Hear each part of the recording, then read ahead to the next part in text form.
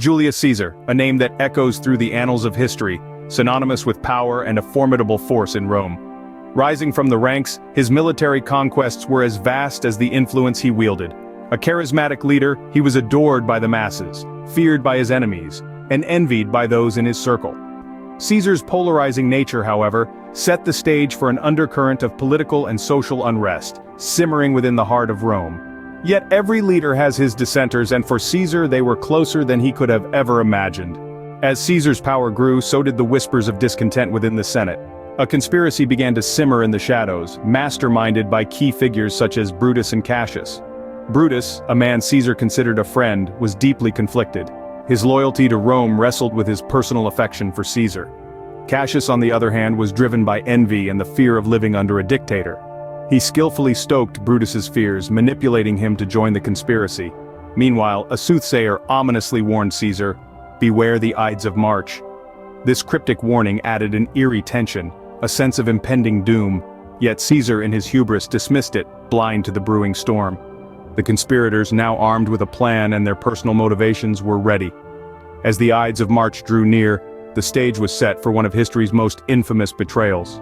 On the Ides of March, 44 BC, the threads of conspiracy tightened around Julius Caesar. This was the day that would etch itself into the annals of history. The Senate convened in the theater of Pompeii, unaware that their gathering was a prelude to a gruesome spectacle. As Caesar took his place among the senators, a group of them advanced, daggers concealed beneath their robes. In a calculated strike they lunged, their blades finding their mark in the body of Rome's dictator. The Senate chamber was awash with shock and horror as their leader fell, his life ebbing away on the marble floor. In the midst of this chaos, Caesar locked eyes with his friend Brutus. Betrayed by a confidant, Caesar's last words echoed in the hushed chamber. "Et tu, Brute?" A question, a lament, a final breath drawn in the face of treachery. With the fall of Caesar, Rome was plunged into chaos and uncertainty. The course of history was forever altered. In the wake of Caesar's assassination, Rome teetered on the brink of civil war. Power disputes erupted, culminating in the rise of a new leader, Octavian, later known as Augustus Caesar.